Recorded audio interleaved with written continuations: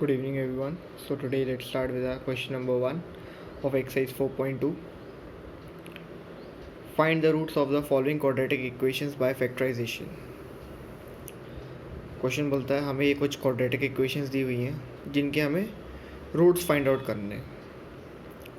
अब एक simple language में इसको समझें तो क्वेश्चन बस इतना ही है कि आपके सामने ये कुछ क्वाड्रेटिक इक्वेशंस दी हुई हैं जिनके आपको मिडिल टर्म स्प्लिट करने हैं, जैसा कि हमने 8th क्लास में भी किया हुआ है और 9th क्लास में भी किया हुआ है. मिडिल टर्म स्प्लिट करना है और उसके बाद दो फैक्टर्स आएंगे और हर इक्वेशन में x की दो वैल्यू आ जाएंगी. बस इतना ही क्वेश्चन है. ठीक है, so let's check it out the first part of the question.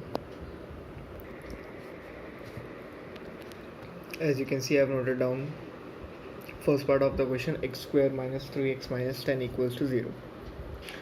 अब मैं -3 को कैसे स्प्लिट कर सकता हूँ? -5 + 2. ठीक है, then in the next step हमने x को अंदर मल्टीप्लाई कर दिया और ये ब्रैकेट ओपन कर दिया, तो this has become -5x + 2x. बाकी क्वेश्चन वैसे सेम है. देन ओवर हियर हमें x कॉमन मिल रहा है तो हमने x कॉमन ले लिया, और यहाँ पे हमें 2 कॉमन मिल रहा है तो हमने यहाँ पे 2 कॉमन ले लिया. अब ये एक टर्म है, ये भी एक टर्म है. दोनों टर्म्स में x - 5 हमें कॉमन दिख रहा है तो हम x - 5 कॉमन ले लेंगे. तो यहाँ पे हमारे पास क्या बचा? सिर्फ x, और यहाँ पे हमारे पास क्या बचा? सिर्फ 2 = 0. ये दो टर्म्स आ गए हमारे पास. इन दोनों टर्म्स को हम 0 से इक्वेट कर देंगे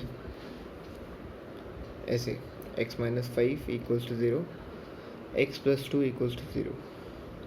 तो एट लास्ट x की मेरे पास क्या वैल्यू आ गई? 5, और एक और x की वैल्यू आ गई -2. तो आखिरी में आप क्या लिखोगे? So at last what we will write, hence the roots of equations are 5 and 2 -2. ठीक है, लास्ट लाइन ये आ जाएगी आपकी, hence the roots of equations are 5 and -2. बस इतना ही करना है इस क्वेश्चन में और यहाँ पे क्वेश्चन ख़त्म हो जाएगा. अब इस क्वेश्चन में एक एडिशनल चीज़ है, छोटी सी चीज़ है. ठीक है, बहुत इजी सी. अब हमने यहाँ पे जिन दो टर्म्स को यूज़ किया है -3 बनाने के लिए, उससे हमें ये तो दिख रहा है कि -3 बन रहा है, बट हमें उनको मल्टीप्लाई भी करके देखना है कि क्या ये लास्ट टर्म बन रहा है -10. ठीक है, बस इतना ही क्रॉस चेक करना है कि अगर इन दोनों टर्म से -3 बन रहा है तो ये दोनों टर्म से लास्ट टर्म भी बनना चाहिए, और वो बनता ही है, ऐसी कोई प्रॉब्लम वाली बात नहीं है. ठीक है, the remaining parts of homework, let's check it out. Question number 2. Solve the following quadratic equations. x² - 4 45x + 324 = 0. Same चीज़ है, same question as question number 1. Again we have to split the middle term. तो as you can see -45x को क्या लिखा है? -36x - 9x. ठीक है, फिर यहाँ पे अगेन हमने शो कर दिया है कि इन दोनों को मल्टीप्लाई करने पे ये आ रहा है, और इन दोनों को सॉल्व करेंगे तो -45 भी आएगा. ठीक है, अब इन दोनों टर्म्स में कॉमन क्या था? x, वो निकाल लिया. इन दोनों टर्म्स में कॉमन क्या था? -9, वो भी निकाल लिया. तो अब इस टर्म में और इस टर्म में कॉमन क्या है? x - 36. तो ये कॉमन निकाल लिया, तो यहाँ पे क्या बचा? Only x. यहाँ पे क्या बचा? ओनली -9 = 0. अगेन x की दो वैल्यू, x - 36 = 0 और x - 9 = 0. तो एक x की वैल्यू कितनी आ गई? 36, और एक की आ गई 9.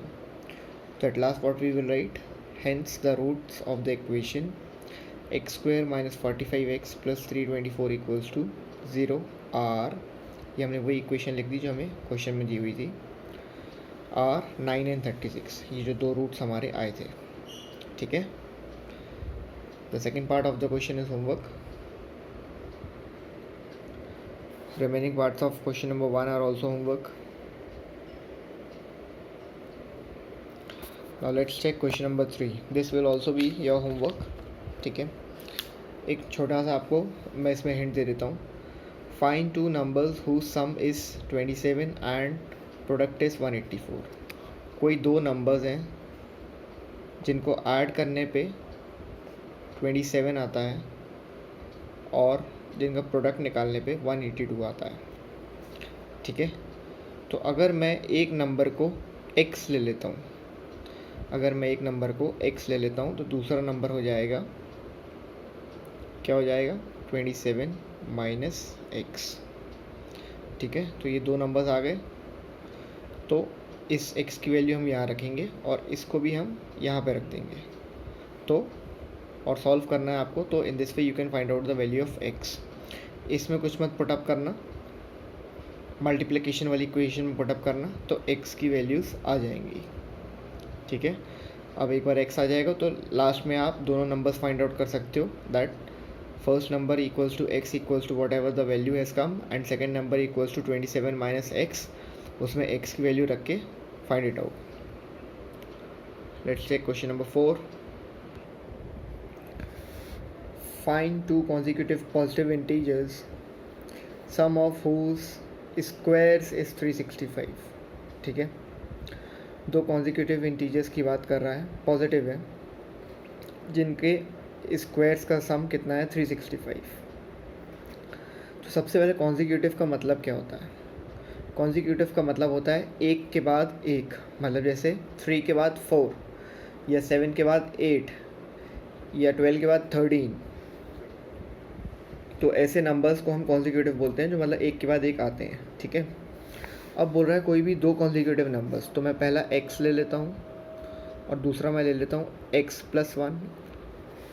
ठीक है, अब क्वेश्चन बोलता है सम ऑफ हुज स्क्वायर, मतलब इनके स्क्वायर्स का, पहले तो हमने स्क्वायर्स कर दिए इनके और फिर उसका सम।